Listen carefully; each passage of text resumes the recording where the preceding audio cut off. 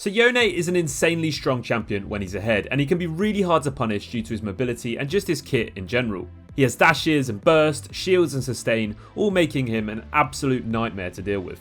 Despite all of this though, he can actually be pretty predictable, and he's only good after his 10 death power spike. I'm only kidding, but he is very easy to camp and put behind, so watch out for people looking to punish you in the early game. When it comes to Yone's main keystone, you're going to want to get yourself Conqueror. The damage and healing benefits are just far too strong on this champion, so there's no real need to try anything else. After that, you want to fill the rest of the precision tree and then go down the resolve tree for a bit of durability and some improved shielding.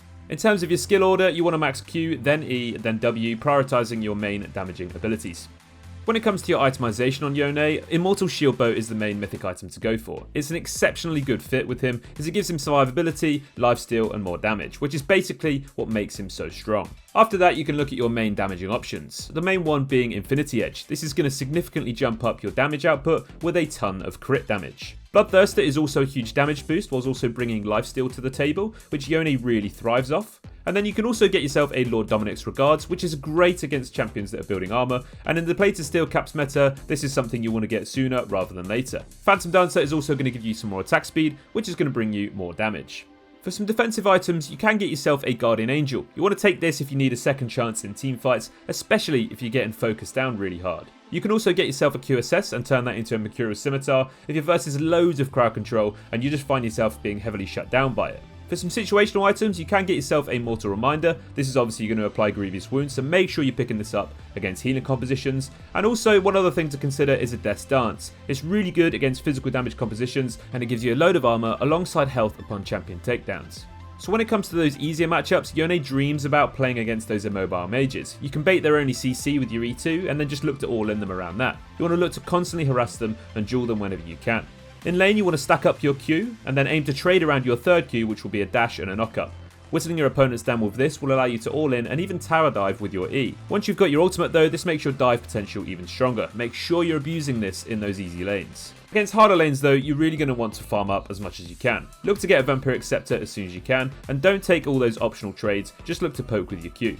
Yone is fine at farming under the turret, so don't be afraid to give the lane the early game. You will be an absolute monster once you get your 3 items, so just stall as much as you can. Don't forget that Yone's kit is also really good at ganking and skirmishing and roaming to other lanes. So if you are having a tough time in lane, make sure you're helping out the rest of your team instead.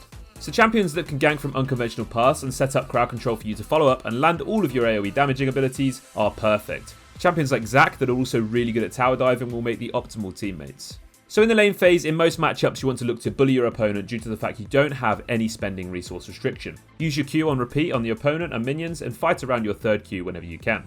You want to use your E to overextend to all in your lane opponent and then get away safely. You can combine this with your ultimate when you're level 6 to cover even more distance and dive towers without even being punished. You do want to be a little bit careful that you don't permanently push your lane though with your abilities, as this can leave you open to ganks, and due to the fact you have no mana, it's really easy to do it. As we mentioned earlier, don't forget to roam. Yone's kit is great at ganking, so make sure you're looking to abuse this. In team fights, it's your job to eliminate the opposing carries. You can use your abilities like your third Q and your ultimate to cover some serious distance. And as mentioned earlier, combining that with your E means you can do all of this and not get punished. Just be mindful not to let your E stop you from securing a kill because you didn't respect the timeout. You can use your ultimate as an AoE engaging ability. You want to time this correctly with your teammates' abilities to potentially create a huge wombo combo. It's very rare to lose a fight if you can pull this off. You can look to flank and get behind the enemy team to create insane opportunities to win team fights. Yone is great at cleaning up fights and turning the tables with his high damage. He's also really good at split pushing, so don't be afraid to use this to split opponents up and create a numbers advantage for your team. One other thing to mention is that Yone is basically a melee AD carry, so if you got loads of supports on your team like Lulu and Janna, stick near them and you'll be impossible to take down. A few quick tips to finish off: you can use your ultimate to actually prolong your E2 drawback, so you can use this at the end of your combo for maximum efficiency. You can use your Q3 and your ultimate to animation cancel crowd control. Additionally, if you cast your E twice, you can cancel some CC. When you roam, you can use your E and your ultimate to come from unpredictable angles that your opponents won't have warded. That's going to wrap up our Yone guide. Have fun guys, and we'll see you next time. Take care.